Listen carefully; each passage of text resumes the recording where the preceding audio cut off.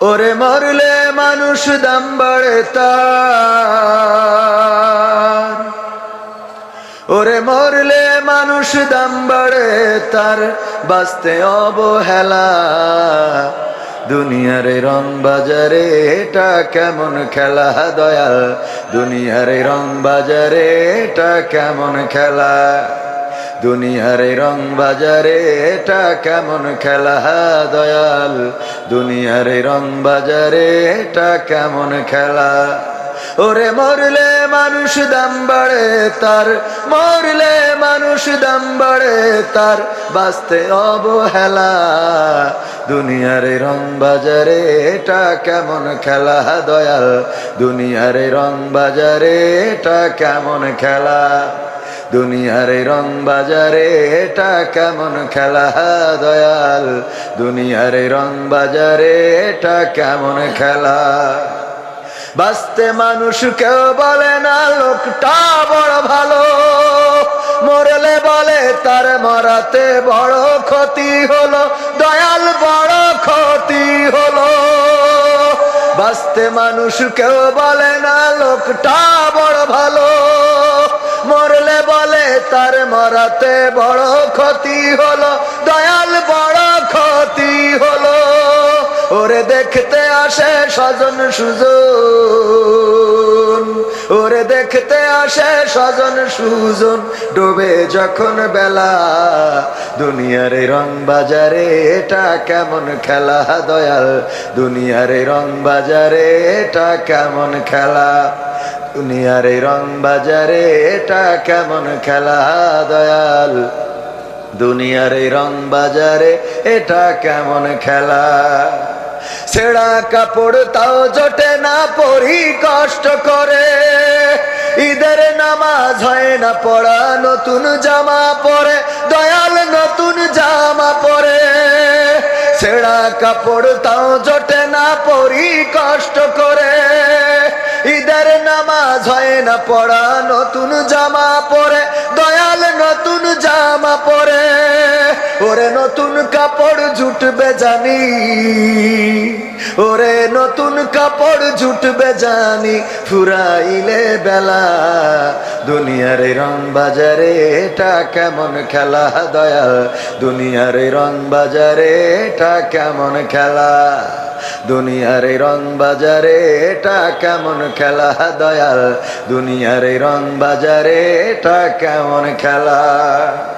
ভাঙা ঘরে দিন কেটে যাই বছর ঘুরে যুগ, এই জীবনে পাইলাম না তো একটু ভবের সুখ দয়াল, একটু ভবের সুখ।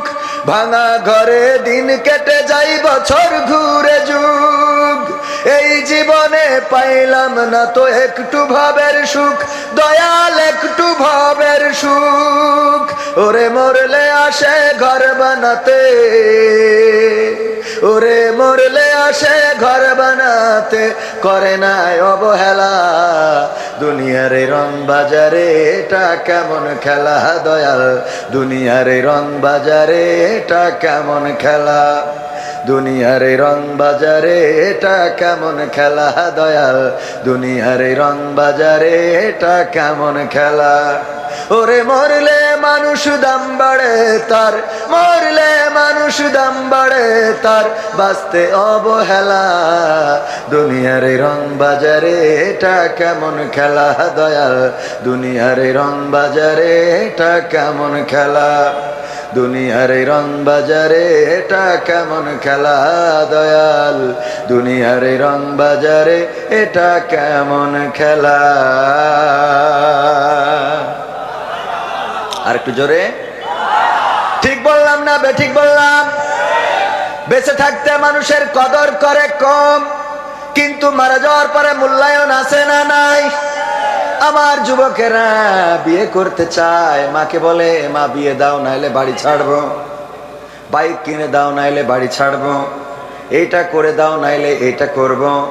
দেখা যায় কথা শোনে নাই রে, হঠাৎ গলায় দড়ি দিয়েছে, কদর বাড়ে না কমে, কথা কয় না, বাড়ে না কমে। আহারে ছেলেটার যদি তাড়াতাড়ি বিয়েটা দিতাম, তাইলে আজকে ছেলে হারানো লাগতো। হ্যাঁ, যুবকরা বলছে হুজুর ঠিক। শীতকাল আসতেছে, তো খেয়াল রাখার দরকার আছে না নাই? বেঁচে থাকতে কদর করার দরকার। বেঁচে থাকতে কদর করে না, মারা যাওয়ার পরে কদর বেড়ে যায়। চাউল নাই, ডাউল নাই, বাজার নাই, তরকারি নাই, দেখার মানুষও নাই, কিন্তু মারা গেছে ওই দিন তার জন্য খিচুড়ি রান্না হবে। গ্রামে সবাই চাউল ডাউল দিয়ে, ওরে বাবা খিচুড়ি রান্নার লোকের অভাব হয়। ঘরটা বাতাসে উড়ে গেছে, টিনটা উড়ে গেছে, খুঁটিটা পড়ে গেছে, বাঁশের দরকার। গ্রামের কোনো মাতব্বার অথবা যাদের বাঁশ ঝাড় আছে, যে যদি বলে ভাই দুইখানা বাঁশ যদি দিতেন, ঘরটা সোজা করতে পারতাম, খুঁটি লাগাতাম। বাঁশ দিয়ে আর রাজি তেমন কেউ হবে না। কিন্তু যেদিন মারা যাবে রে, ওই দিন কবরের বাঁশ কারোর অভাব হয়েছে। যদি জামা খোঁজেন, কত মানুষ ঈদের জামা পায় না, কত মানুষ ঈদের দিন পুরাতন জামা গায়ে দিয়ে ঈদের নামাজ পড়ে। সামনে আসছে শীতের দিন, শীতের পোশাক পাবে না। কত শিশু, কত সুবিধা বঞ্চিত মানুষ, কত অভাগী, কত হতভাগা। শীতের দিন গায়ে দেওয়ার মতো কম্বল নাই, জামা নাই, সোয়েটার নাই, কোট নাই, এটা দেওয়ারও মানুষ খুঁজে পাওয়া যায় না। কিন্তু মারা যাওয়ার পরে কাফনের কাপড়ের অভাব আজ পর্যন্ত কাউরে হইতে দেখি হয়েছে। তাইলে মারা যাওয়ার পরে কদর আছে না নাই? অথচ বেঁচে থাকতে যদি এই মানুষগুলোর পাশে দাঁড়াতেন, বেঁচে থাকতে যদি এই মানুষগুলোর একটু যত্ন নিতেন, তাইলে হয়তো আরো দুইটা দিন একটু ভালোভাবে বাঁচতে পারতো, ঠিক না বে ঠিক? সুতরাং অভাবী, দুঃখী, মেহনতি যারা আছে তাদের পাশে দাঁড়ানোর দরকার আছে না নাই? দাঁড়াতে রাজি আছেন? রাজি আছেন? এটাই হলো আমার প্রথম গানের শিক্ষা। যেহেতু আমি এখানে আকর্ষণ বেশি আলোচনা না করাই উচিত, যতটুকু পারি। আকর্ষণ মানে তো প্রায় জায়গায় বলি, আকর্ষণ তো বোঝেন। মিরপুর চিড়িয়াখানা আছে না? এই চিড়িয়াখানায় বাঘ, ভাল্লুক, উল্লুক এগুলো যদি না থাকে কেউ যাবে? তো চিড়িয়াখানা আছে কিন্তু বাঘ ভাল্লুক নাই, সেখানে যাবে না তো কেউ। বানর খেলা যে দেখায়, ও যদি সারাদিন বাজারে ঘুরে বেড়ায়, ওর কেউ দাঁড় করাবে? কিন্তু বানর নিয়ে যদি বেড়ায় তাইলে দাঁড় করাবে কিনা?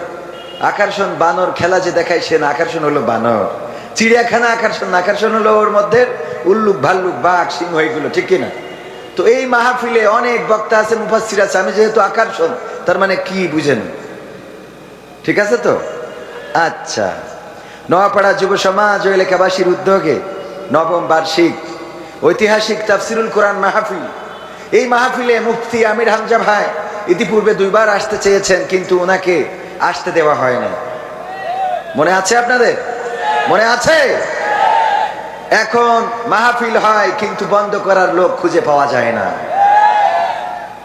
একদম পাওয়া যায় না তা না, এখনো ফ্যাসিস্টের দোসর কিছু আছে, ঠিক না বেঠে? এখনো তারা কোরআনের এই কণ্ঠকে স্তব্ধ করে দিতে চায়। কিন্তু বাংলাদেশের তাওহীদি জনতা সিদ্ধান্ত নিয়েছে, আগামীর দিন হবে কোরআনের দিন, আগামীর দেশ হবে কোরআনের দেশ। বলেন ঠিক কিনা? তার প্রমাণ কি পাওয়া যাচ্ছে? এখন বাংলাদেশের মানুষ বুঝে ফেলেছে, শান্তি যদি পেতে হয় তাহলে কোরআন ছাড়া বিকল্প আছে? কোরআন ছাড়া বিকল্প নাই। আপনি যে জিনিসটা তৈরি করেন সেই জিনিসটা তো আপনার একটা আইডিয়া নিয়ে তৈরি করেন, ঠিক কিনা? আপনি যে ঘরটা করেছেন আপনার একটা আইডিয়া নিয়ে, টয়লেটটা কোথায় হবে, আপনার একটা আইডিয়া নিয়ে কিচেনটা কোথায় হবে, আপনার একটা আইডিয়া নিয়ে সিঁড়ির ঘরটা কোথায় হবে, এটা আপনার মতো একটা বুঝ করে করেছেন না? কথা কয় না, ঠিক না বে ঠিক?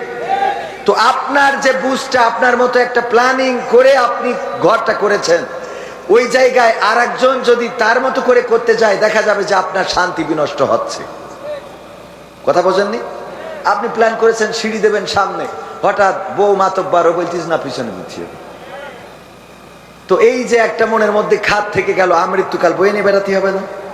কথা কয় না? আমৃত্যুকাল বয়ে নিয়ে বেড়াতে হবে। আল্লাহ রাব্বুল আলামিন মানুষ সৃষ্টি করেছেন, আর এই মানুষকে চলার জন্যে পথ বাতলিয়ে দিয়েছেন যে কোন পথে চললে শান্তি আসবে। এটা কোরআনে আছে না নাই? কোরআনে সব বলে দিয়েছেন। এটা কায়েম করলে অসুবিধাটা কোথায়? সবাই তো এই দেশে শান্তি আনতে চায়, ঠিক কিনা? সবাই এই দেশে শান্তি আনতে চায়, নিরাপত্তা দিতে চায়, ধর্ষক কমাতে চায়, জেনার বিচার করতে চায়, দুর্নীতিবাজদের বিচার করতে চায়, এই দেশের অর্থ যেন লুটপাট করতে না পারে সেটাই চাই। তো সেটা করার জন্যে কোরআনের বিকল্প নাই। তো সবাই মিলে এইটা করলে অসুবিধাটা কোথায়? আমি এইটাই বুঝি না। সবাই মিলে যদি এই কাজটাই করি তাইলে আমাদের তো নতুন করে আর দাড়ি পাল্লা কি হাত পাখা কি অন্য কিছু করা লাগে না। সবাই তো একটা মার্কা নিয়েই কাজ করা যায়। কথা কয় না? কোরআন যদি চায় সবাই তো এক প্রতীক নিয়ে, সেটা ধানের শীষ হোক, নৌকা হোক, শাপলা হোক, আর অন্য যা আসে নতুন আর একটা কিছু হোক, কোনো অসুবিধা আছে? কোরআন যারা চাইবে তাদের পক্ষে আমরা আসি না নাই? যে কোরআনের পক্ষের লোক সে যেই হোক আমরা তাদের লোক, এইটাই সিদ্ধান্ত। পরিষ্কার সিদ্ধান্ত কি? মানে আমি মাঝে মাঝে বলি সব দলেরই দেখা হলো, সব দলেরই দেখা হলো, কেমন করে চালায় দেশ, আগামীতে চাই যে দেখতে দাড়ি টুপির বাংলাদেশ। চান আপনারা? চলবে? বলবো? শুরুটা করি। নোয়াপাড়া যুব সমাজ ও এলাকাবাসীর উদ্যোগে এই তাফসিরুল কোরআন মাহফিলের সম্মানিত সভাপতি জনাব আলহাজ আহমদ আলী সাহেব। সভাপতিদের কষ্ট খুব বেশি, চুপচাপ বসে থাকতে হয়। আর আগের সময় তো সভাপতিরা হয়তো বেশি সরকারি দলের, বসে যাই বলা চুপচাপ শুনিয়ে শুধু হুম করতে হতো, তাছাড়া তো রাস্তা ছিল না। তো কষ্ট, আল্লাহ এই কষ্টের উত্তম প্রতিদান দান করুন, বলেন আমিন। জাযায়ে খায়ের দিয়ে দিন আমার আলহাজ আহমদ আলী সাহেবকে, সভাপতি নোয়াপাড়া পশ্চিমপাড়া কেন্দ্রীয় জামে মসজিদ। এছাড়া সার্বিক তত্ত্বাবধানে রয়েছেন মাওলানা মুফতি শফিকুল ইসলাম সাহেব, যিনি বিলপাড়া জামে মসজিদের সম্মানিত ইমাম, এবং মাহফিল পরিচালনায় রয়েছেন ইমদাদুল হক মিলন সাহেব। আজকে মাহফিলে আলোচনা করবেন, মাহফিলের মধ্যমণি যিনি, প্রধান আকর্ষণ, প্রধান বক্তা, আন্তর্জাতিক খ্যাতি সম্পন্ন মুফাসসিরে কোরআন, প্রিয় উস্তাদ আল্লামা আব্দুল্লাহ আল আমিন সাহেব। তিনি ইতিমধ্যে আমাদের মাঝে তাশরিফ এনেছেন। আলোচনা করেছেন মাওলানা জাবির আল মাহমুদ যশোরী সাহেব। এছাড়া সঙ্গীত পরিবেশন করে ধন্য করেছেন আপনাদের অঞ্চলের শিল্পীবৃন্দ, আমার সামনে উপবিষ্ট দিনদার ইমানদার মুসলমান ভাই বাবাজিরা, পর্দার অন্তরালে মা এবং বোনেরা, স্টেজে আরো গণ্যমান্য ব্যক্তিবর্গ আছেন, আমার ইউটিউবার ভাইয়েরা যারা দিনরাত অক্লান্ত পরিশ্রম করে দিনের এই প্রচারের জন্য, তাফসির মাহফিল তথা কোরআনের বয়ানকে ধারণ করার জন্য ছুটে চলেন। সবার প্রতি ভালোবাসা রেখে নবীর শিখানো কালাম দিয়ে সালাম দিচ্ছি, আসসালামু আলাইকুম ওয়া রাহমাতুল্লাহ। আমরা আল্লাহর শুকরিয়া আদায় করছি যে মহান রব দয়া করে মায়া করে আমাদের সুন্দর একটা পরিবেশ করে দিয়েছেন, যেই পরিবেশে বসে আমরা কিছু কোরআন এবং হাদিসের বয়ান শুনবো, কিছু ভালো ভালো কথা শুনবো, যেই কথাগুলো আমাদের ইহকাল এবং পরকালীন কাজে দেবে। যে আল্লাহ রাব্বুল আলামিন আমাদের এত সুন্দর পরিবেশ করে দিলেন, সেই রবের শুকরিয়া আদায় করে সবাই পড়ছি আলহামদুলিল্লাহ। আল্লাহর শুকরিয়া আদায় করে কি শেষ করা যাবে? আমরা আল্লাহ রাব্বুল আলামিনের শুকরিয়া আদায় করে শেষ করতে পারবো না। তিনি আমাদের পা থেকে মাথা পর্যন্ত যত নিয়ামত দিয়েছেন, যদি অসুস্থ হন তাহলে বুঝবেন যে আল্লাহ কি কি দিয়েছে। অসুস্থ না হওয়া পর্যন্ত বোঝা যায় না যে আল্লাহ কি দিয়েছেন, ঠিক না বেঠিক? সুতরাং আল্লাহর শুকরিয়া আদায় করে সবাই আবারও পড়ছি আলহামদুলিল্লাহ। আল্লাহর শুকরিয়া আদায় করলে আল্লাহ খুশি হন না খুশি হন? বলেন কি হন? খুশি হন। যে রব খুশি হয়ে যায় শুকরিয়া আদায় করলে, শুধু খুশি হয় না বরং নিয়ামতকে বাড়িয়ে দেয়। বলেন সুবহানাল্লাহ। সুবহানাল্লাহ বললে ক্ষতি আছে? ক্ষতি তো নাই। বিশ্ব নবী সাল্লাল্লাহু আলাইহি ওয়াসাল্লাম বলেছেন, একবার যদি কেউ সুবহানাল্লাহ পড়ে তখন তার আমলনামায় দুনিয়ায় যত খালি জায়গা আছে সমপরিমাণ সওয়াব লিখে দেওয়া হয়। বলেন সুবহানাল্লাহ। আমরা শুনি কিন্তু আমল করি না, এটা আমাদের বড্ড স্বভাব হয়ে দাঁড়িয়েছে। আবার আমরা যারা বলি আমাদেরও আমল তেমন একটা বেশি নাই, কি আছে কি নাই সেটা তো আমি নিজে বুঝি, ঠিক কি না? কথা কয় না? আপনি বোঝেন কি না?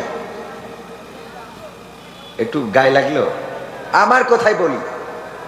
আমি মাঝে মাঝে চিন্তা করি, আমার এমন গুনাহ আছে, যদি আমার মা জননী জেনে যেত, বাড়ি থেকে বের করে দিত, বলে দিত বাবা এমন সন্তান তো আমি পেটে ধরতে চাই নাই, কেমন সন্তান তুমি, এমন অপরাধ করেছো এটা তো আমি মানতে পারছি না, বাড়ি থেকে বেরিয়ে যাও।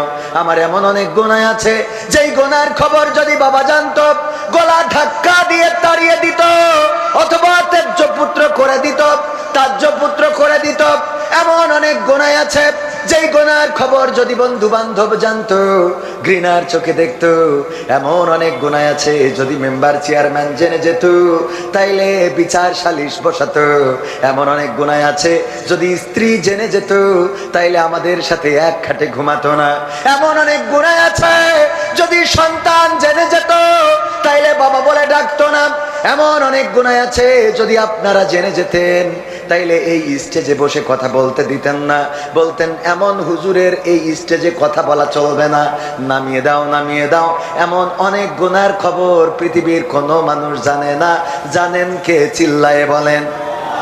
এমন গুনাহ আছে না নাই, যেই গুনাহ প্রকাশ হয়ে গেলে লজ্জায় পড়ে যাব। পরকালের ময়দানে আল্লাহ যদি গুনাহটাকে ওপেন করে দেয়, আর যদি আমার স্ত্রী পাশে বসে আমার গুনাহটা দেখতে পায়, হয়তো ওই দিনও বলবে তোমার সাথে জান্নাতে যাইতে তো মন চায় না।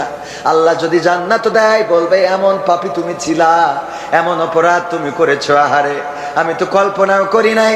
তোমার সামনে হাজার হাজার মানুষ বসে কোরআনের বয়ান শুনতো, তোমার সামনে কত যুবক, কত তরুণ, কত কিশোর, পর্দার অন্তরালে কত নারীরা তোমার বয়ান শুনতো, মুগ্ধ হয়ে যেত। আহারে তোমার আমল নামায় এটা কি?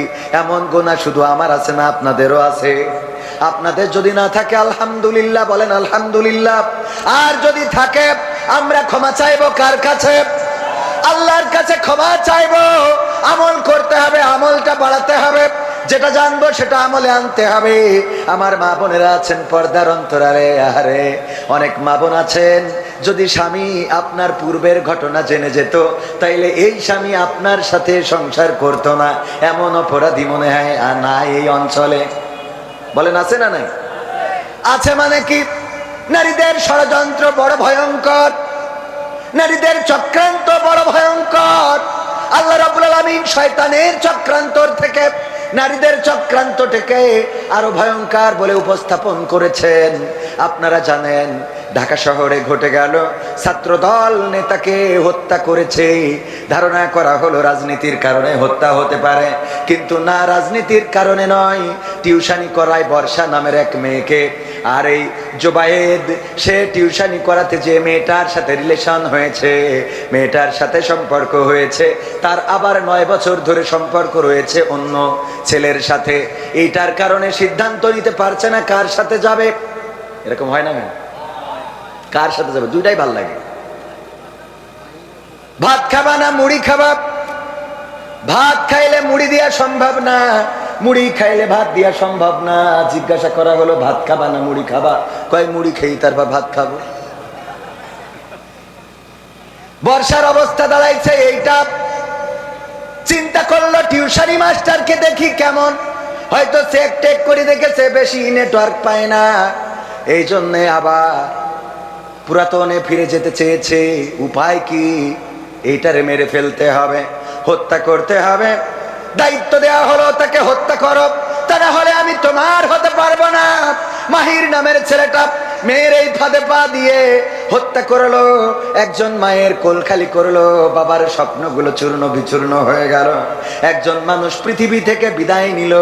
আহারে কত নিষ্ঠুর, কত নিষ্ঠুর। যখন আহত হয়েছে, দরজায় নক করে বলেছে একটু বাঁচাও। মেয়েটা বলেছে আমি তোমাকে বাঁচাতে চাই না, কারণ তুমি না মরলে আমি ডিসিশন নিতে পারছি না, আমি মাহিরের হতে পারবো না, সুতরাং আমি তার হওয়ার জন্য তোমার মরার প্রয়োজন। এই হলো বর্তমান যুগের নারীরা। ওগো আমার ভাইয়েরা, তাদের এই চক্রান্ত আল্লাহ ভয়ঙ্কর বলে উপস্থাপন করেছেন। কত নারী আছে পরকীয়া প্রেমিকের জন্য নিজের সন্তানকে পর্যন্ত ফেলে চলে যায়, আছে না নাই? আছে না নাই? মনিরামপুরে নাই? আছে, আছে। বিদেশে কত কষ্ট করে আমার প্রবাসীরা, মাথার ঘাম পায়ে ফেলে। মনিরামপুরের অসংখ্য মানুষ, আডাডুডু মালয়েশিয়া। মালয়েশিয়ায় ছিলেন এমন কেউ আছেন নাকি? এখানে ছিলেন। আডা সায়া তাও রামায় ওরাং ডুডুডি মালয়েশিয়া, মনিরামপুর মিয়া ওরাং বাইয়া ওরাং আডা মালয়েশিয়া। মালয়েশিয়ায় অনেক লোক থাকে মনিরামপুরের। মালয়েশিয়ায় থাকে, কষ্ট করে, মাথার ঘাম পায়ে ফেলে, টাকা পাঠায়, আর টাকাগুলো তুলে নিয়ে ঝাপা বাউড়ে আর একজনের সাথে আছে না নাই। আজকালকের ছেলেরা বই নিয়ে আর বসে না, ও বাবা গুগলে সার্চ করিয়া পড়ি। ওরে কালের মেয়েরা কোরআন হাদিস ধরে না, এখনকার মা বোনেরা কোরআন হাদিস পড়ে না, ঝাপাপা বাউড়ে গিয়ে টিকটকে ভিডিও ওরা করে। ঠিক তো? আজকালকের ছেলেরা বই নিয়ে আর বসে না, গুগলে সার্চ করিয়া পড়ি। আগের সময় প্রেম করিলে সভাপতি বলতো পাইছো কি, এখন বলে শখ করিয়া বাবু তুমি খাইছো কি। বলে না, বলে না, বাবু তুমি কি খেয়েছো, বাবু শরীরের যত্ন নিও, ভালো করে খেও। আহারে বাবু বুড়ো ধাড়ি হয়ে গেছে, এখনো বাবু বলা লাগে, কথা কয় না। আগের সময় প্রেম করিলে বলতো মুরব্বীরা বলতো পাইছো কি, এখন বলে শখ করিয়া বাবু তুমি খাইছো কি। লজ্জা শরম নাই, আইলাম কোন জামানায়, লজ্জা শরম নাই, আইলাম কোন জামানায়, ভবিষ্যৎ দেখি অন্ধকারে। আজকালকের ছেলেরা বই নিয়ে আর বসে না, ও বাবা মোবাইলে সার্চ করিয়া পড়ি। নতুন করে হয়েছে চালু এখন আবার কোন ট্রেন্ড, পরিচয় করাই দেখি এই আমার গার্লফ্রেন্ড। যুবকরা কথা কয় না, আমার জিএফ, আমার বিএফ শর্টকাট, আমার জিএফ। এটা কি শুধু ছেলেরা পরিচয় করায়? কথা কয় না, শুধু ছেলেরা করায়? নতুন করে হয়েছে চালু এখন আবার কোন ট্রেন্ড, পরিচয় করাই দেখি এই আমার বয়ফ্রেন্ড। কোন পাশে মা বোনেরা? এই পাশে। শরমের মাথা খাইয়া গেছে ওরা পাগল হইয়া, শরমের মাথা খাইয়া গেছে সব পাগল হইয়া, ভবিষ্যৎ দেখি অন্ধকারে। আজকালকের ছেলেরা বই নিয়ে আর বসে না, ও বাবা মোবাইলে সার্চ করিয়া পড়ে। এখনকার মা বোনেরা কোরআন হাদিস ধরে না, ও আল্লাহ টিকটকে ভিডিও ওরা করে। আজকালকের ছেলেরা বই নিয়ে আর বসে না, গুগলে সার্চ করিয়া পড়ি। আছে না নাই? আমাদের ছেলেরা এখন যাই বলেন মোবাইলে সার্চ করে দিবে, আর মেয়েরা টিকটক ছাদের উপরে গান একটা বাজাই দিয়ে তাকে নাকি দিনতা নিজেদেরকে দেখায়, প্রদর্শন করায়। ওরে বাবা, আবার সুন্নাতি দেখলাম একজন লিখেছে সুন্নাতি বুরখা, সুন্নাতি পোশাক, এই বলে উনি আবার ঘুরে ঘুরে বুরখার অ্যাড করতেছে খুব কায়দা করে। দেখলি মনে হয় বাকিটা বুঝে নিতে হবে, মানে বিয়ে করতে মন চাই। আপনার তো সে বয়স নাই, অসুবিধা নেই, ঠিক না বে ঠিক? এইগুলো হলো ইসলামিস্ট টিকটকার। কি টিকটকার? আল্লাহওয়ালা টিকটকার। মানে এরা মনে করে বুরখা পরি দেখাচ্ছি তাহলে অসুবিধা নেই, এরকম মনে করে না, করে না? বুরখা পরি কিছু মানে আছে, বলছে হুজুর আগামী দিন তো মনে হচ্ছে যেভাবে ইসলাম হয়তো ক্ষমতায় যাবে, তো ইসলাম তো অনেক কিছু করেছে, ইসলামী ব্যাংক, ইসলামী হাসপাতাল, তারপরে বিভিন্ন বিষয় ইসলাম দিয়ে কনভার্ট করে সুন্দর করে Islamic YouTube channel, Islamic TV channel সব তো করেছে। তা আমরা যারা বিড়ি খাই, ইসলামী সরকার হলে কি ইসলামী বিড়ি বলে কিছু হবে কিনা? ইসলামী বিড়ি বলে কিছু কি চালু হবে কিনা? কারণ আমাদেরও তো একটু বেঁচে থাকতে হবে। শয়তান। আমি বললাম ইসলাম যদি ক্ষমতায় যায় আপনার বিড়ি নিয়ে টেনশন করার দরকার নাই, কারণ বিড়ি খাইলে কি হয়? কয় টেনশন দূর হয়। কি হয়? টেনশন দূর হয়। টেনশন হয় কি নিয়ে? কয় অভাব নিয়ে টেনশন হয়, স্ত্রী নিয়ে টেনশন হয়, সন্তান নিয়ে টেনশন হয়, সংসার নিয়ে টেনশন হয়। আমি বললাম এই জন্যে বিড়ি খান। ইসলাম যদি কায়েম হয়ে যায় তাইলে সংসার, সন্তান, অভাব, অনটন সব টেনশন দূর করে দিবেন কি? জাকাত ভিত্তিক অর্থ ব্যবস্থা যদি কায়েম হয়ে যায় তাইলে গরিব দুঃখী মেহনতি জনতা যারা গরিব রয়েছে, অভাব অভাব অভাব যাদের, অনাথ যারা, তাদেরকে জাকাতের পয়সা দেওয়া হবে। এই গরিব দুঃখী মেহনতি মানুষগুলো জাকাতের পয়সা পাবে, ভূগোল বাজাবে আর সংসার চালাবে। সুতরাং টেনশনে আর বিড়ি খাওয়া লাগবে, কথা কয় না, লাগবে লাগবে না। যারা পরকিয়া করে, পরকিয়া করা লাগবে না, লাগবে না, লাগবে না। কারণ ইসলামে বিয়ের বিধান আছে কয়টা? জোরে বলেন কয়টা? মা বোনেরা বলছে হুজুর আগামীতে আর এই অঞ্চলে আসা হবে না, আমাদের ওদেরকে বুঝাই দিয়ে যান 4টা বিয়ে করার আইন আছে, ইসলামে বিধান আছে না নাই? যদি কোনো নারী এই বিধানটাকে অপছন্দ করে, তাইলে সে আল্লাহর কোরআনকে, আল্লাহর আইনকে, আল্লাহর সিদ্ধান্তকে অবমাননা করলো। বলেন ঠিক না বেঠে? আল্লাহর আইনকে যারা অবমাননা করে তাদেরকে আমরা কি ভালো মানুষ মনে করা যাবে? তারা ইমানদার হতে পারবে না। কোরআনের 6666 আয়াত, মতান্তরে 6234টা আয়াত। এই আয়াত, প্রতিটা আয়াতে বিশ্বাস রাখতে হবে, ন্যূনতম সন্দেহ পোষণ করা যাবে। যালিকাল কিতাবু লা রাইবা ফীহি হুদাল লিল মুত্তাকিন।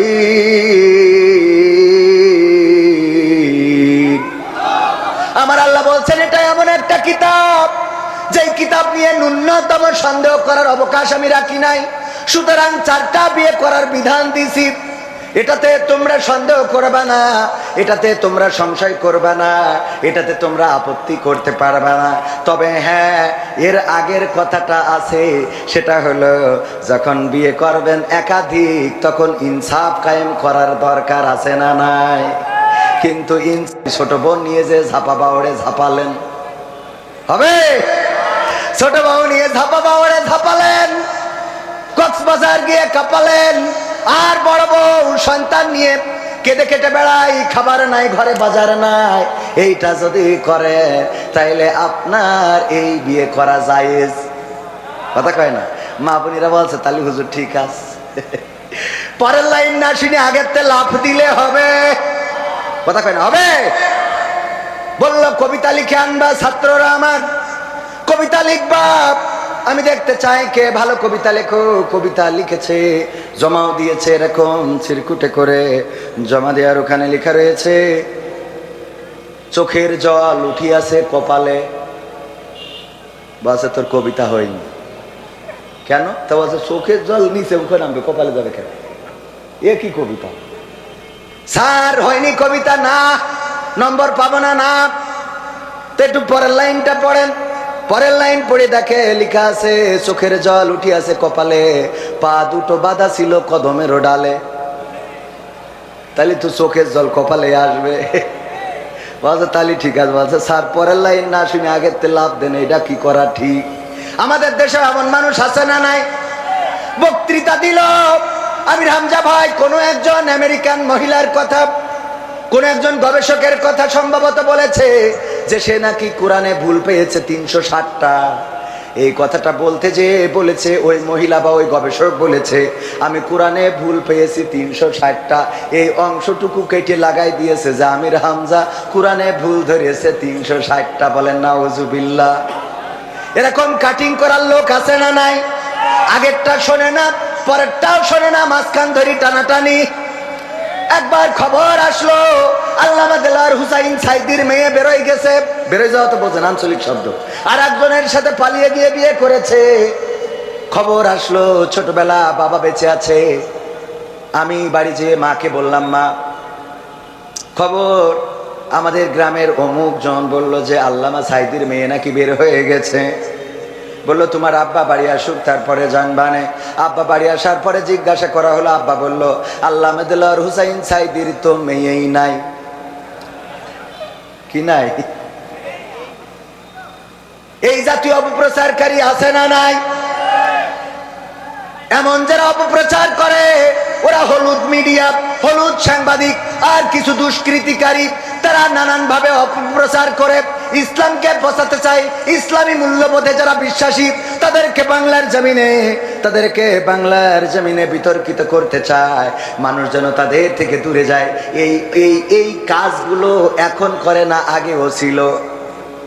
আল্লাহর নবী হজের সময় কোরআন তেলাওয়াত করছেন তাবুতে বসে, আবু জাহেল প্রত্যেক তাঁবুতে যায় আর বলে ওই দূরে যে ওই তাঁবুটা দেখা যায় ওইটাই যেন যাবা না, ওইটার ধারের কাছে যাবা না। বলল কেন? কারণ ওই লোকটা এই মক্কার পাগল। বলেন নাউজুবিল্লাহ। ওই লোকটার নাম মুহাম্মদ সাল্লাল্লাহু আলাইহি ওয়াসাল্লাম। সে মক্কার পাগল, আমরা তাকে পাগল বলেই জানি। সে কি জানি কবিতা পাঠ করে, তার কাছে জিন না শয়তান কে আসে জানি না। সে এমন এমন কিছু পাঠ করে যে এটা শুনে অন্যরাও পাগল হয়ে যায়। সুতরাং খবরদার যেন তার কাছে যাবা না। এই অপপ্রচার আবু জাহেল করেছে। এখনকার জামানায়ও এমন অপপ্রচার আছে না নাই? আমার নবী কি পাগল ছিলেন? আমার নবী মজনুন ছিলেন না, আমার নবী পাগল ছিলেন না। আমার নবীর চরিত্রটা ছিল একেবারে চাঁদের গায়ে কলঙ্ক থাকতে পারে, কিন্তু বিশ্ব নবীর চরিত্রের মধ্যে কি কোনো কলঙ্ক ছিল? আল্লাহর নবীর মহিলা সাহাবী বলেছেন, দাওয়াত করে খাইয়েছেন। একজন পুরুষ সাহাবী দাওয়াত করেছেন, মা দাওয়াত করে খাওয়াবেন। আল্লাহর নবী সেই সাহাবীর বাড়িতে গিয়ে খেয়েছেন। ওই মহিলা সাহাবী বর্ণনা করেন, আমি চাঁদনি রাতে আকাশের চাঁদের দিকে তাকালাম আর নবী মুহাম্মাদের চেহারার দিকে তাকালাম। আমার মনে হলো চাঁদের গায়ে কালিমা আছে, কলঙ্ক আছে, কিন্তু নবী মুহাম্মাদের চেহারার মধ্যে কোনো কলঙ্কের দাগ নাই। এত সুন্দর চেহারা ছিল। আম্মা আয়েশা রাদিয়াল্লাহু তাআলা আনহা বলেছেন, ওগো বিশ্ববাসী শুনে নাও, আমাদের নবীর চেহারাটা কেমন ছিল। যারা ইউসুফ আলাইহিস সালামকে দেখার পরে ফল কাটতে কাটতে নিজেদের হাতগুলো কেটে ফেলেছে, টের পায় নাই। যখন জুলাইখাকে জিজ্ঞাসা করলো বান্ধবীরা, ওগো জুলাইখা, তুমি ইউসুফের মধ্যে কি এমন খুঁজে পেয়েছো? কেন তার জন্য এত পাগল হয়ে গিয়েছো? তুমি এমন একটা রাষ্ট্রপ্রধানের স্ত্রী, তুমি এত সম্মানিত মানুষের স্ত্রী, তারপরেও কেন একজন কয়েদি, একজন দাস যাকে কিনে আনা হলো, তার প্রেমে পাগল হয়ে গেলে? কেন তার জন্য তুমি এত দেওয়ানা হয়ে গেলে? কিসের জন্য ইউসুফ আলাইহিস সালামকে এত ভালোবাসলে? কোন কারণে? জুলাইখা বলল, ঠিক আছে, তোমাদের হাতে কলমে প্র্যাকটিক্যালে দেখাবো। ডেকে আনার পরে ফল দিল সবার হাতে আর ছুরি দিল। তারপরে ইউসুফ আলাইহিস সালামকে কারাগার থেকে বের করে এনে সামনে চেয়ারে বসিয়ে দিল আর বলল, ফলগুলো কাটো। ফলগুলো কাটতে কাটতে কাটতে কাটতে কাটতে নিজেদের হাতগুলো কেটে টপ টপ টপ টপ করে রক্ত ঝরিয়ে ফেলেছে, টের পায় নাই। বলল, ওগো আমার বান্ধবীরা, ওগো সখীরা, তোমরা জানো নাকি আপেল শেষ হয়ে গেছে, এখন আঙ্গুল কাটা ধরেছো। ও তাকিয়ে দেখে, আহারে সত্যিই তো তাই, কখন আঙ্গুল কেটে ফেলেছে, চেহারার দিকে তাকিয়ে টের পায় নাই। আম্মা আয়েশা রাদিয়াল্লাহু তাআলা আনহা বলেন, ওগো বিশ্ববাসী শুনে নাও, আমার নবীর চেহারাটা এত সুন্দর ছিল। যারা সেই জামানায় আপেল কাটতে কাটতে নিজেদের আঙ্গুল কেটেছে, ওই মেয়েগুলো যদি আমার নবীকে দেখতো, তাইলে আপেল কাটতে কাটতে আঙ্গুল নয়, কলিজাটা কেটে ফেলতো, তারপরেও তারা টের পাইতো না। রাসূল নামে কে এলো মদিনায়, রাসূল নামে। ওরে আকাশের চন্দ্র কেড়ে, ওরে আকাশের চন্দ্র কেড়ে এলেন দুনিয়ায়, রাসূল নামে কে এলো মদিনায়, রাসূল নামে। আমি দেখি নাই শুনি নাই কথা, মানছে না সে মানুষের ব্যথা রে। আমি দেখি নাই শুনি নাই কথা, মানছে না সে মানুষের ব্যথা রে। ওরে এমন দরদীর কথা, ওরে এমন দরদীর কথা, শুনলে পরাণ ও জুড়ায়, রাসূল না কে এলো মদিনায় রাসূল নামে। ও তার গলেতে তসবির মালা, কে চলে ওই কামলিওয়ালা রে। ও তার গলেতে তসবির মালা, কে চলে ওই কামলিওয়ালা রে। ওরে আমার বুকের দরগা তলা, ওরে আমার বুকের দরগা তলা, তার ডেকে নিয়ে আয় রাসূল নামে। কে এলো মদিনায় রাসূল নামে। মারহাবা বলা যাবে না? আসসালামু আলাইকুম। ওয়ালাইকুম আসসালাম। আশা করি ভালো আছেন। বর্তমান সামাজিক সমস্যার ভিতরে একটি বড় সমস্যা, সেটি হলো পরকীয়া। বিশেষ করে মহিলারা ছোট ছোট বাচ্চা রেখে অন্যের সাথে চলে যাচ্ছে। এর ফলে মা থাকতেও শিশুরা মাহারা হচ্ছে। শরীয়তে এই বিবাহের বিধান কি?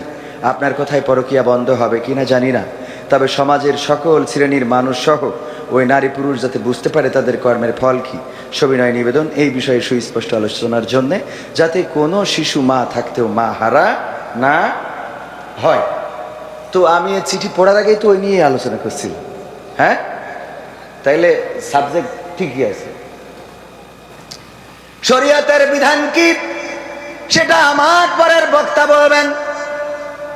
আবার এই নিয়ে যেন ওই সাতক্ষীরার মতো শুরু না হয়, কারণ আমি জানি কম বলিও, কথা কয় না, জানি কম বলিও কম, যতটুকু মানি ততটুকু বলার চেষ্টা করি।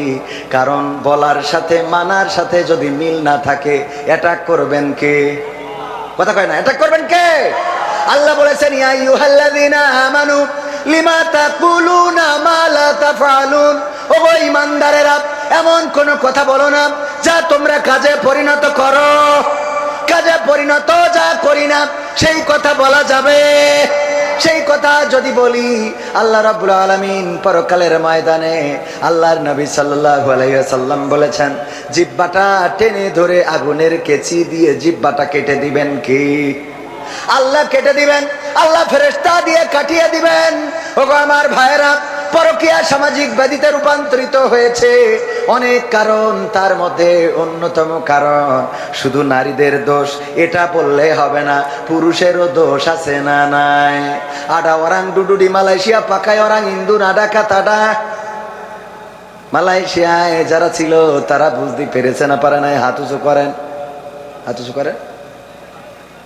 হ্যাঁ, ভাইয়া ওরাং ডুডুডি Malaysia, ada orang pi Malaysia dia pakai orang Indun, pakai perempuan. Kalau sana pakai perempuan, dia pun pakai orang lain laki, butoy kata butoy। Malay ভাষায় বললাম, বুঝেছেন? মালয়েশিয়ায় যারা ছিল ট্রান্সলেশন করে দিই, বললাম এই দেশে থেকে যারা বিদেশে যায় অনেকে আছে, ওখানে যে নারী ব্যবহার করে এমন আছে না নাই? ওখানে যে নারী ব্যবহার করবা আর তোমার বউ তাহাজ্জুদ পড়বে, এটা তুমি পাইছাও কোন কিতাবে? কথা কয় না। তুমি অন্যায় করে বেড়াবা, রাত জেগে চায়ের দোকানে বসে শাহরুখ খান, পরিমণি, নুরা লায়লা এইগুলো দেখে বেড়াবা, আর মনে করবা তোমার স্ত্রী যায় নামাজে বসে তসবিহ টানতেছে, সেটা হবে না। ও সিরিয়াল দেখে দেখে ও তুমি যেমন পরিমণির দেখি বলো মালটা বেশ, ও তেমন কবির বিন সামাদের দেখি কয় যে হুজুরটা যদি আমার হইতো। কি?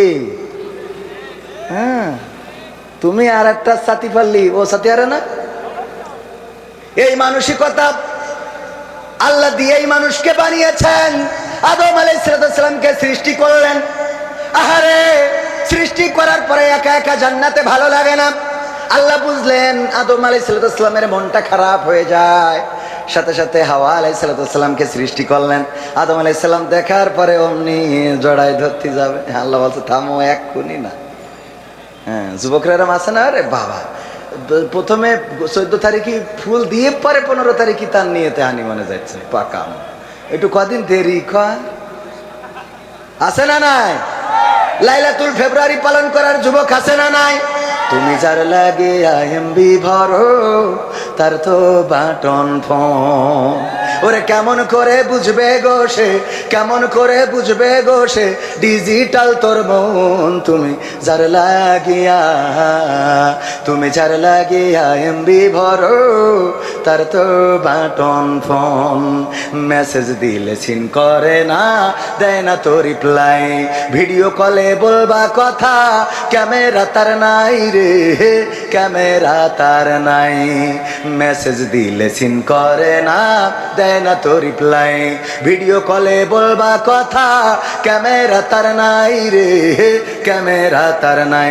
ওরে ডিজিটাল এই যুগ জামানাই, ডিজিটাল এই যুগ জামানাই অ্যানালগ তার মন। তুমি যার লাগিয়া, তুমি যার লাগিয়া এমবি ভরো তার তো বাটন ফোন। প্রেম প্রীতি ভালোবাসা বিয়ের আগে নয়। হ্যাঁ, এবার যুবকরা ঠিক কয় না, এই ঠিক না বেঠে? প্রেম প্রীতি ভালোবাসা বিয়ের আগে নয়। মনের মধ্যে রাখো যুবক আল্লাহ তাআলার ভয় রে, পরকালের ভয়। ওরে তবেই তুমি মুক্তি পাবা, তবেই তুমি মুক্তি পাবা দোজখের আগুন। তুমি যার লাগিয়া, তুমি যার লাগিয়া এমবি ভরো তার তো বাটন ফোন। এমন যুবক আছে না নাই? আরে মেয়ে মানুষের পিছনে ঘুরে বেড়ায়, সময় নষ্ট করে।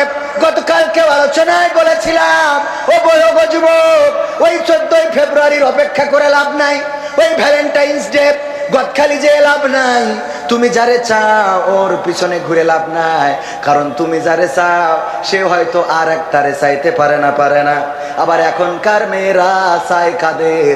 গাঞ্জাখোর, মদখোর, ইয়াবাখোর যারা আমার মা বোনেরা সুন্দরী সুন্দরী মেয়েগুলো চাই তাদের। বলেন ঠিক কিনা? ঠিক না বেঠে? ভালো ভালো মেয়েগুলো সব ওইগুলো নিয়ে যায়। আজকেও ফেসবুকে দেখলাম, যদিও মুহতারাম আমিরে জামাত এবং সেক্রেটারি জেনারেল বলেছেন ফেসবুকের তথ্য নিয়ে আলোচনা করবেন না, কিন্তু কিছু কথা না বললেও হয় না। দেখলাম একজন ইয়াবা ব্যবসায়ী ধরা খেয়েছে। ওরে বাবা কত সুন্দরী! আর অপর দিকে ওই যে মেয়েটার জন্য একজন খুন হয়েছে আর 2 জন জেলে গিয়েছে, তার চেহারার দিকে তাকালি তো পান্তা ভাতি খাওয়া যায় না। ঠিক না বে ঠিক? এই জন্য মাঝে মাঝে ফেসবুকে দেখলাম 2 একজন লিখেছে শিক্ষিতরা কি পছন্দ করে আর ইয়াবাখোররা কি পছন্দ করে। ইয়াবাখোরদের বউ ভালো না খারাপ? বিয়ের আগে মনে করে ওই যে চুল একটা কুত্তা কাটিং দিয়ে মোটরসাইকেল একখান বড় তাই কিনে, যার পরে চড়লি মোটরসাইকেল মনে করে পিঁপড়ে বসে রইস। মাজা পাশার সাইজ তো বেকায়দা, ওই মোটরসাইকেলে গিয়া দেয় আর সুন্দরী মেয়েটা মনে করে এইটাই তো ঠিক আছে। কিন্তু যখন বিয়ে করে রে, এরপরে দেখে নেটওয়ার্কে সঙ্গে সারে, কথা কয় না। এইবার তখন আর জাতি চাই, কথা কয় না। এরম ঘটছে না? ঘটছে না? যাবে না কেন? কারণ সেইটা মাল খাই টাল হয়ে থাকে। এটা তো আগেও ছিল, এখনো আছে।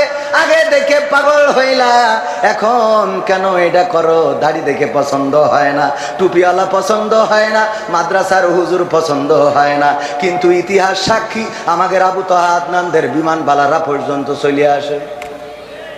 কথা কয় না, ঠিক না বেঠিক? কারণ হুজুররা বুঝতে পারে বিয়ের পরে বোঝে হুজুর ছাড়া গতি। কারণ বোর যত্ন করে কারা? হুজুর যারা তারা বোর যত্ন করে। আর যারা ওই নেটওয়ার্ক ছাড়া ওরা তো বোর কেমনে যত্ন করতে, এই হাদিসটাই তো পড়ে নাই। কথা কয় না? ওরে ভাই দোয়াটাও তো পারে না। ও দোয়ার সময় ওর বললেন বোম্মালো দোয়া বলতে হবে। কথা কি খারাপ লাগছে বাজান? এই জন্যে ওই যে পরকিয়া বেড়ে যাচ্ছে, এই পরকীয়া বাড়ার পিছনে আমাদের সামাজিক যে অবক্ষয়, আমার কথাই তেমন পরিবর্তন হবে না, হবে না। কত বড় বড় হুজুর ওয়াজ করলো, তাই হইলো না। আর আমি তো হুজুরই না, আমার কথায় আর কি পরিবর্তন হবে? তারপরেও আমরা চাই এই সমাজ যেন পরিবর্তিত হয়। মা বোনেরা কন্ট্রোলে চলবেন, কিন্তু তার আগে পুরুষের কন্ট্রোল দরকার আছে না নাই? আপনি নামাজ পড়বেন না, আপনি মসজিদে যাবেন না, ফজরের আজান হয়ে যায় আর আমার পুরুষের ঘুমটা ভাঙে না। ফজরের আজান হয়, ঘুম তো ভাঙে না, ভাঙে না। 8টা 10টা বেজে যায়, তাও পুরুষ ঘুম থেকে ওঠে না, আর মনে করে বউ তাহাজ্জুদ পড়বে। এটা হবে না। বরং বউ যদি বেনামাজি হয়, নামাজের কথা বলার দরকার নাই। আপনি মসজিদে যাওয়া শুরু করেন, দেখবেন আপনার স্ত্রী অটোমেটিক যায় নামাজে বসে যাবে। বলেন ঠিক কিনা? এই জন্য পরকীয়া কমানোর জন্য আগে পুরুষের হেদায়েত দরকার আছে না নাই? আল্লাহ মানুষের মন দিয়ে তৈরি করেছেন। ওই যে হাওয়া আলাইহিস সালামের কথা বলছিলাম, আল্লাহ সৃষ্টি করলেন, আদম আলাইহিস সালাম জড়িয়ে ধরতে গেলেন। আল্লাহ বলল, এখনই না, বাউন্ডারি আছে, বাউন্ডারি ক্রস করা যাবে না। তোমাদের মধ্যে বিবাহ হবে, তারপরে একে অপরে একসাথে থাকতে পারবা। আল্লাহ বিবাহের বিধান দিয়েছেন অন্যায় থেকে বাঁচানোর জন্য। যেহেতু বিবাহের বিধান আছে, বয়স আমাদের দেশে যে বয়সের আইন করে রাখা হয়েছে, এই আইন ইসলামের আইন নয়, এই আইন শরিয়ার আইন নয়। এই আইন আসলে ইসলামী রাষ্ট্র যদি হয়ে যায়, এই আইন চলবে না। এই আইন তো হলো শয়তানি আইন। 18 বছরের আগে বিয়ে করতে দেবে না, কিন্তু 13 বছরে ঝাপাই ঘরে কেউ কিছু বলে না। ঠিক না বেঠি? এটা কি ভালো আইন হইল? তোমার ঝাপায় ঘুরে বেড়ায়, ঝাঁপিয়ে বেড়ায়, কাঁপিয়ে বেড়ায়, মোটরসাইকেলে গিয়ার দেয়, এত জোরে চালায়, পিছনে যে কারেন্টের খুঁটিতে মেরে একটা পাতালে আর একটা হাসপাতালে। ঠিক না বেঠিক? এইগুলো করে বেড়ায়, এইটা নিয়ে কোনো আপত্তি নাই। কিন্তু বিয়ে করলে কিছু সমাজকর্মী যারা কয় সমাজের মূল্যবোধ নষ্ট হবে, এই জাতীয় কিছু মহিলা, কিছু পুরুষ আছে যাদের গায়ে আগুন ধরে যায়, পুলিশ নিয়ে যেয়ে বিয়ে বন্ধ করে। এমন আছে না নাই? আছে না নাই? এইগুলো বন্ধ করার দরকার। এইগুলো যদি বন্ধ করতে হয়, কোরআনের আইনের দরকার। কিসের আইনের দরকার? কোরআনের আইনের দরকার। ধর্ষণ করলে কোন সমাজকর্মী, কোন মানবতাবাদী কোনদিন চিৎকার করে তাদের কথা বলতে শুনি নাই। কিন্তু 18 বছরের আগে যদি বিয়ে করে, তাইলে ওরা গলা ফাটায়। এইগুলো হলো শয়তানের প্রেতাত্মা। শয়তানেদের দায়িত্ব দিয়ে অন্য জায়গায় বসে আছে, এরা বাংলাদেশে কর্ম পরিচালনা করে। বলেন ঠিক কিনা? ঠিক না বেঠে? পুরুষ ভালো হওয়া লাগবে। পরকীয়া থামানোর জন্য আমার পুরুষদেরকে দিনদার ইমানদার হতে হবে, আল্লাহওয়ালা হতে হবে, নামাজি হতে হবে, রোজাদার হতে হবে, দাড়িওয়ালা হতে হবে, টুপিওয়ালা হতে হবে, টাকুনুর উপরে কাপড় পরতে হবে, পরের সম্পদ ফাঁকি দেওয়া যাবে না, চুরি করা যাবে না, মিথ্যা বলা যাবে না, মানুষের গালমন্দ করা যাবে না, গীবত করা যাবে না, পরনিন্দা করা যাবে না, পরচর্চা করা যাবে না, অন্যায় ভাবে কাউকে মারা যাবে না, অন্যায় কথা কাউকে শোনানো যাবে না। আল্লাহ রাব্বুল আলামিন এবং তার নবী যে আদর্শ দেখিয়ে দিয়েছেন, আল্লাহর হুকুম এবং রাসূলের আদর্শ অনুযায়ী যদি নিজেদেরকে গড়ে তুলতে পারেন, তাইলে অটোমেটিক আপনার নারীরাও ভালো হয়ে যাবে, সমাজটাও ভালো হয়ে যাবে। বলেন ঠিক কিনা? মা বাবা নেফাকি করে, ওরা ইমানদার হতে পারে নাই, এটা থেকে তারা বিমুখ হয়ে আছে। এখন বলেন, আমরা বলে ইমানদার, আর আল্লাহ বলে, ওরা মুখে বলে, আসলে বাস্তবতায় নাই। কার কথা সত্য? আমাদের না আল্লাহর? কার কথা সত্য? আল্লাহর কথা সত্য, 100% সত্য, দিবালোকের মতো সত্য। রাতের অন্ধকার যেমন আসে তেমন সত্য, এই পৃথিবী যেমন আছে এটা যেমন সত্য তেমন সত্য, সূর্য আছে, চন্দ্র আছে, এটা যেমন সত্য তেমন সত্য আল্লাহর কোরআনের কথা। আল্লাহ বললেন, মানুষের মধ্যে এমন অনেক লোক আছে যারা মুখে বলে আমরা আল্লাহকে বিশ্বাস করি, পরকালকে বিশ্বাস করি, অথচ তারা মুখে বিশ্বাস করে, মুখে বলে, অন্তরে বিশ্বাস করে না, বিশ্বাস পোষণ করে না। এখন চিন্তা করে দেখেন, আল্লাহর প্রতি ঈমান আনার পরে দ্বিতীয়তম কাজ কোনটা? হ্যাঁ, দুই একজন মনে করছে বলবো না, জোরে বলেন কোনটা? আরো জোরে কোনটা? এর আওয়াজ দিলি আগামীতে স্লোগান দেয়া যাবে। সব দলেরই দেখা হলো, সব দলেরই দেখা হলো কেমন করে চালায় দেশ। আগামীতে চাই যে দেখতে দাড়ি টুপির বাংলাদেশ। আগামীতে চাই যে দেখতে আল কোরআনের বাংলাদেশ। এমন নেতা চাই যে দেশে দুঃখ সবার বোঝে, গরিব দুঃখীর বাড়ি বাড়ি দুঃখ কষ্ট খোঁজে রে, দুঃখ কষ্ট খোঁজে। এমন নেতা চাই যে দেশে দুঃখ সবার বোঝে, গরিব দুঃখীর বাড়ি বাড়ি দুঃখ কষ্ট খোঁজে রে, দুঃখ কষ্ট খোঁজে। সব অধিকার ফিরিয়ে দিয়ে, সব অধিকার ফিরিয়ে দিয়ে আনবে দেশে খুশির লেশ। আগামীতে চাই যে দেখতে দাড়ি টুপির বাংলাদেশ। আগামীতে চাই যে দেখতে আল কোরআনের বাংলাদেশ। দুর্নীতি আর চাঁদাবাজি ভাই চলবে না এই দেশে, রুখে দিতে হবে তাদের আসলে ফ্যাসিস্ট বেশে রে, আসলে ফ্যাসিস্ট বেশে। দুর্নীতি আর চাঁদাবাজি ভাই চলবে না এই দেশে, রুখে দিতে হবে তাদের আসলে ফ্যাসিস্ট বেশে রে, আসলে ফ্যাসিস্ট বেশে। ভুলের পথে থাকলে অটল, ভুলের পথে থাকলে অটল, এহ পরকাল হবে শেষ। আগামীতে চাই যে দেখতে দাড়ি টুপির বাংলাদেশ।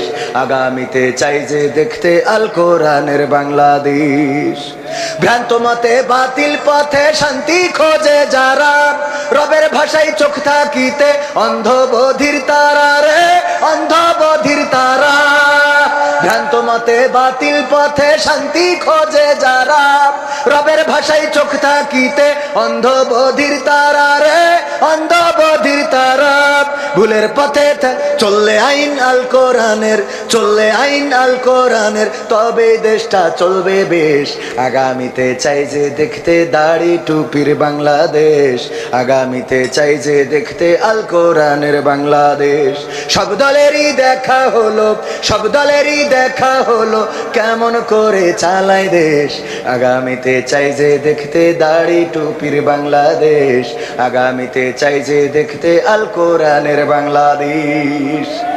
চান আপনারা আগামীর দিন এই বাংলার জমিনে, আল্লাহর জমিনে, এই বাংলাদেশের মাটিতে কোরআনের আইন কায়েম হোক, এবং সেই কায়েম করার জন্য যদি আমাদেরকে রাজপথে থাকতে হয়, রাজি কারা কারা একটু দেখতে চায়?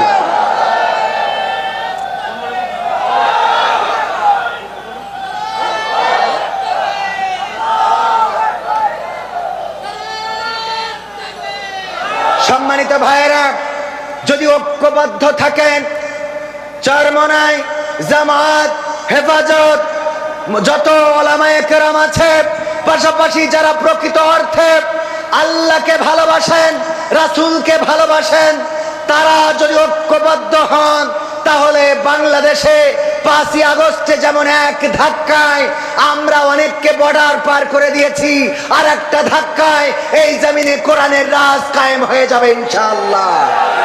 এই ধাক্কা দিতে রাজি আছেন?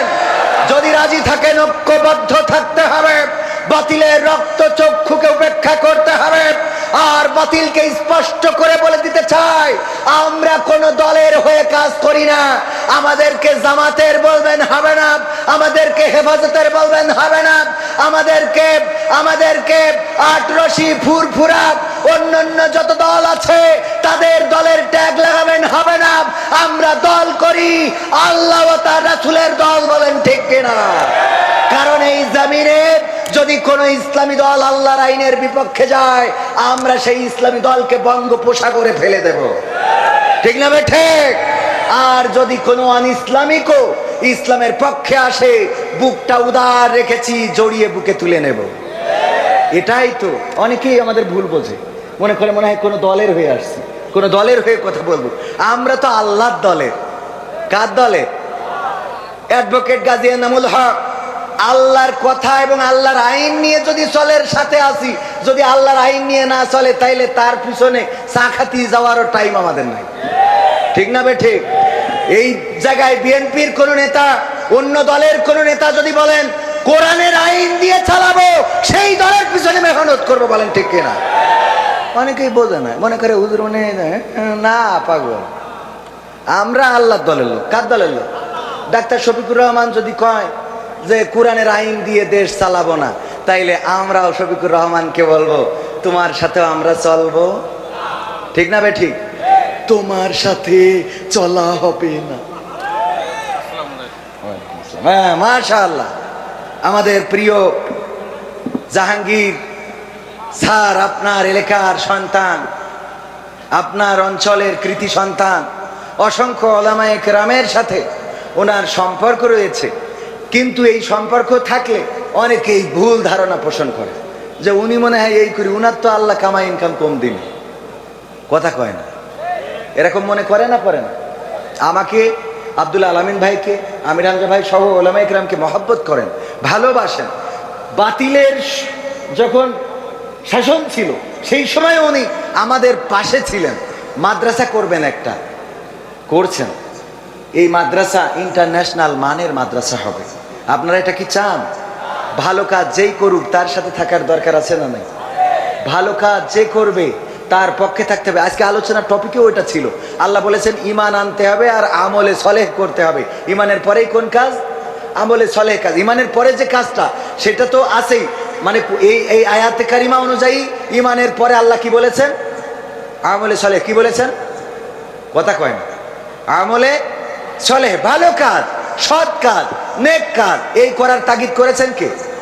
আল্লাহ রাব্বুল আলামিন।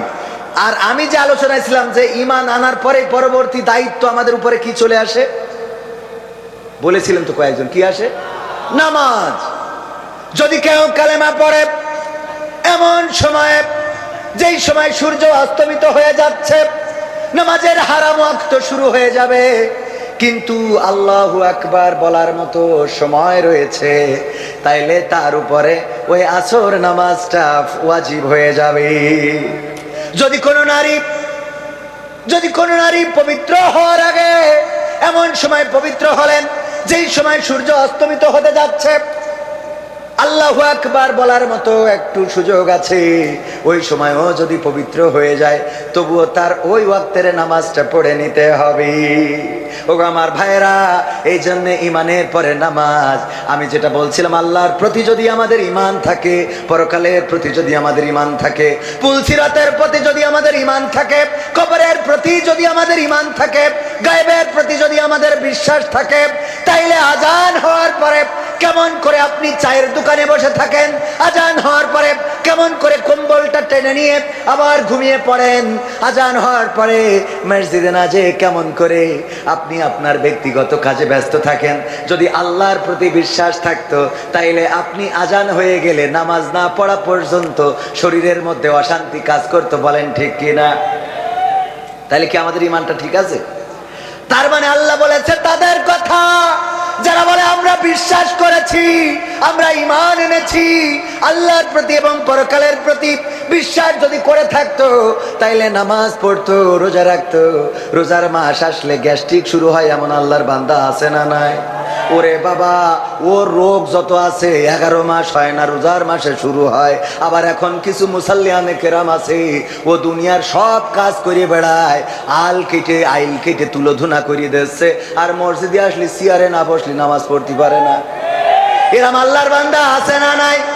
ও সব করে বেড়াচ্ছে, এমন কি দেখলাম বাচ্চাও হয়, কথা কয় না, সব হয়। বাচ্চা হয় মানে তো খারাপ কথা না, তো আবার কি? ও আমার ভাইরা, এর পরে মসজিদে এসে চেয়ার নিয়ে বসে, চেয়ার ছাড়া নামাজ হয় না রে, ওর মতো ফাকেল আর কেউ হইতে পারে না। ঠিক না বেঠে? আল্লাহর কাজ করতে গেলে যত মাজায় ব্যথা, আল্লাহর কাজ করতে গেলে সিজদা। আরে বাবা, সিজদাটা যদি আল্লাহর জন্য হয়, কপালটা যখন আল্লাহর কাছে লাগাবেন। যতবার কাবাতে গেলাম, কেন জানি কাবার কাছে যখন গেটটা দিয়ে ঢুকি, ওই গেট দিয়ে যখন ঢুকার পরে কাবার ওই গ্লাসটা চোখে পড়ে, চোখ থেকে অশ্রু বিগলিত হয়। যতবার কাবায় যে হাত তুলেছি চোখের পানিটা ধরে রাখতে পারি নাই। যে রিয়াজুল জান্নাত মসজিদে নববীতে, সেখানে ঢুকে সিজদায় পড়ে থাকলে মনে হয় এই সিজদাটা আমৃত্যুকাল, মৃত্যু না হওয়া পর্যন্ত সিজদা থেকে উঠবো না। পুলিশ জোর করে উঠিয়ে দেয়। যারা হজে গিয়েছেন তারা জানেন, হজে গিয়েছেন, ওমরায় আছেন না, পুলিশ জোর করে উঠিয়ে দেয়, ওগো আল্লাহর বান্দা ওঠো, তাড়াতাড়ি করে বের হও, আর অন্য গ্রুপ ঢুকবে। সিজদায় গেলে মাথাটা নত করলে রিয়াজুল জান্নাতে কি শান্তি, এত শান্তি। আল্লাহর জন্য সিজদাটা যদি দিতে পারেন, আমরা একেবারে কাঠঠুকরার মতো ঠোকর মেরে নামাজ পড়ি, এটা করা যাবে না। নামাজ পড়বেন একেবারে খুশু খুজুর সাথে, রুকুটা করবেন সুন্দর করে, সিজদাটা করবেন সুন্দর করে। আপনি মাথায় রাখবেন, আপনি আল্লাহকে দেখেন না, কিন্তু দেখেন আল্লাহ আপনাকে দেখে না, দেখে না, আল্লাহ আপনাকে দেখে। সুতরাং আল্লাহ আপনাকে দেখছেন, এটা মাথায় রেখে রুকু করবেন, সিজদা করবেন, তাসবিহ গুলো সুন্দর করে পাঠ করবেন, সিজদায় যাবে আর আল্লাহর কাছে বলবেন, মনের চাওয়াগুলো আল্লাহর কাছে বলবেন। দুটি হাত তুলে যারা মুনাজাত করে, আমি বলি দুই হাত তুলে মুনাজাতের চেয়ে যদি সিজদায় যেয়ে মুনাজাত করেন, এটা আল্লাহর কাছে আরো অধিক কবুল করার জন্য, আল্লাহর কাছে এটা গ্রহণযোগ্য হয়ে যায়। বলেন সুবহানাল্লাহ। তাহাজ্জুদের নামাজে সিজদায় পড়ে সুবহানা রাব্বিয়াল আলা এটা বলেন, এরপরে আপনার চাওয়াগুলো বলেন। ওগো রব, তুমি পবিত্র, তুমি আমার কষ্ট দূর করে দাও, তুমি আমার অভাবটা দূর করে দাও, তুমি আমার চাকরির ব্যবস্থা করে দাও, তুমি আমার লেখাপড়ায় কামিয়াবি দান করে দাও, তুমি আমার ঘরে নেক পাত্রী দিয়ে দাও। আর যেই বোনেদের ভালো বিয়া হচ্ছে না, বয়স চলে যাচ্ছে, আল্লাহর কাছে বলেন, আল্লাহ তুমি আমাকে সুন্দর একটা পাত্র দিয়ে দাও। তাহাজ্জুদের নামাজে আল্লাহর কাছে মাথা নত করে চোখের অশ্রু ফেলে গভীর রাত যদি কাঁদতে পারেন, আল্লাহর নবী বলেছেন, আল্লাহ রাব্বুল আলামিন আরশ আজিম থেকে ফেরেশতাদেরকে ডেকে বলেন, ওগো ফেরেশতারা, আমার এই বান্দাগুলো সবাই যখন ঘুমানো, তখন এই বান্দাগুলো কেন এই রাতের অন্ধকারে এইভাবে সিজদায় পড়ে কান্নাকাটি করে, চোখের পানি কেন ফেলে? ফেরেশতারা বলে, ওগো আল্লাহ, তুমি তো আমাদের থেকে ভালো জানো, তুমি তো বান্দার মনের খবর রাখো। আল্লাহ বলে, তোদের কাছ থেকে শুনতে চাই।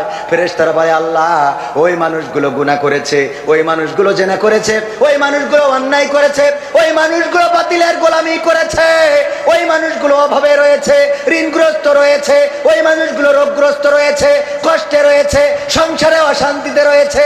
এই জন্য এই গভীর রাতে সবাই যখন ঘুমানো, তখন জেগে উঠে তোমাকে ডাকছে, যেন তুমি ডাকের সাড়া দাও। তুমি তো উত্তম ডাকের সাড়া দানকারী। আল্লাহ রাব্বুল আলামিন ফেরেশতাদেরকে বলেন, ওগো আমার ফেরেশতারা, তোমরা সাক্ষী থেকে যাও, এই গভীর রাতে যারা উঠলো, উঠে যারা আমাকে ডাকলো, আমার কাছে চাইলো, আমি ওদের সকল চাওয়াগুলো আমি আল্লাহ পাওয়া করে দিলাম। বলেন সুবহানাল্লাহ। এটা কি আমার কথা? এটা বিশ্ব নবী সাল্লাল্লাহু আলাইহি সাল্লাম বলেছেন। সুতরাং রাত জাগবেন, তাহাজ্জুদের নামাজ আদায় করবেন, আল্লাহর কাছে কাঁদাকাটি করবেন, গুনাহের জন্য কাঁদবেন, কষ্টের জন্য কাঁদবেন, অভাবের জন্য কাঁদবেন। আল্লাহ রাব্বুল আলামিন আপনার কষ্ট অভাব দূর করে দিবেন।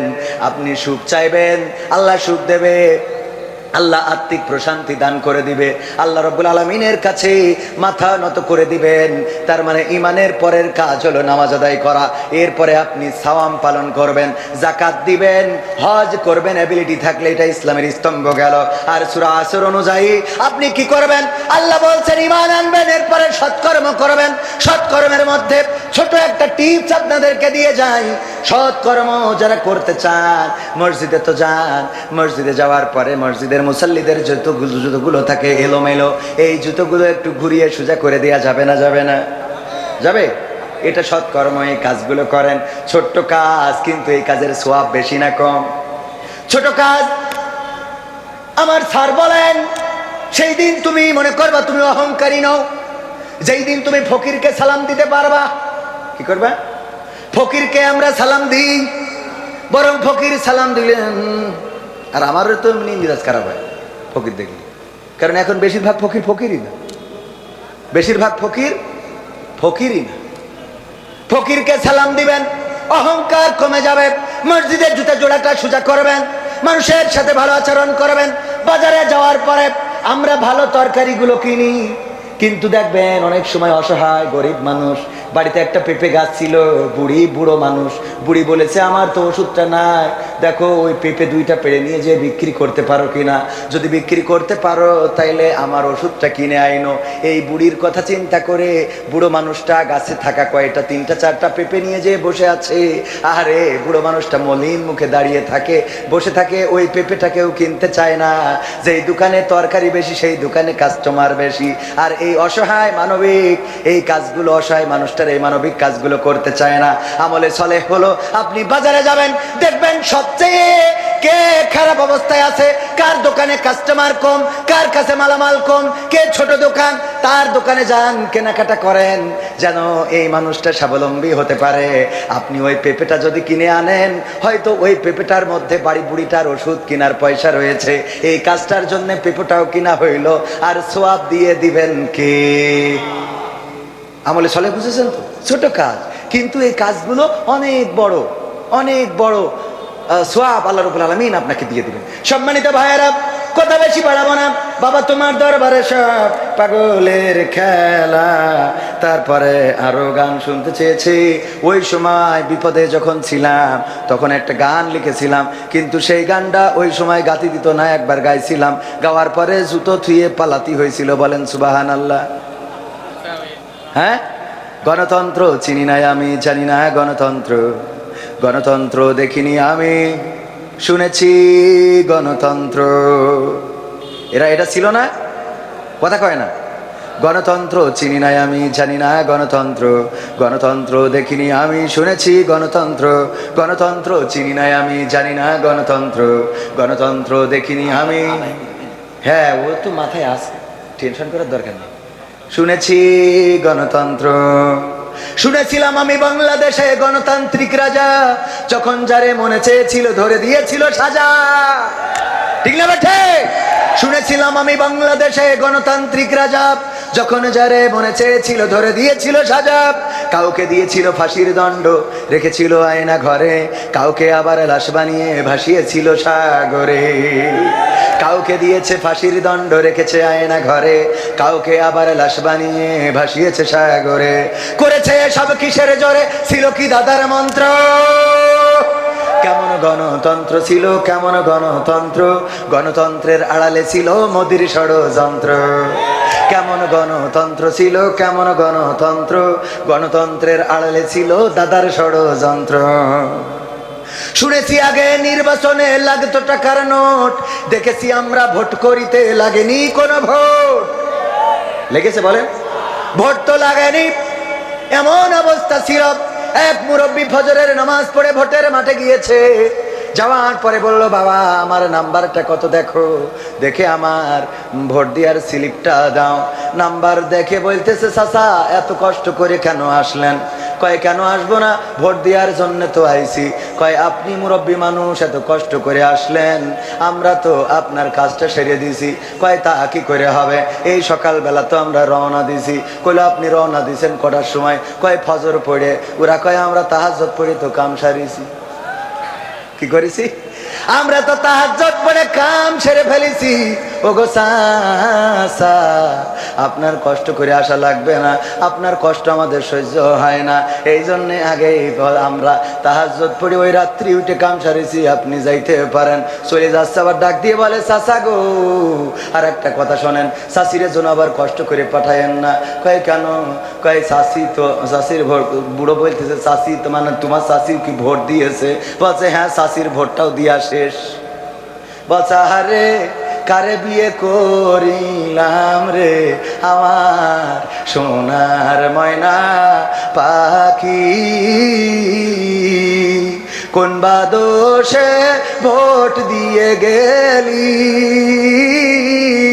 আমার দিলি ফাঁকি রে আমার কলজের ময়না পাখি। বুড়ো চাচা বলছে, ওরে আল্লাহ, তোমার চাষির মতো নেমো খারাম পাওয়া যায় না, এত বড় নেমো খারাম কেমনে হইলো, যার জন্য আমি এখনো পথ চেয়ে থাকি, সে এমন একটা কাজ কেমনে করে গেল। ওই ভোটের যারা দায়িত্বে বলতেছে, চাচা কেন, চাচি কি এমন অন্যায় করেছে? বলছে তোমার চাচি মারা গেছে আজ 11 বছর হয়ে গেল, 11 বছর পরে এসে ভোটটা দিয়ে গেল, কিন্তু আমার সাথে দেখা করে গেল না। এর মতো নেম খারামের সাথে কেমনে আমি জান্নাতে যাব রে? কথা কি বোঝা গেছে?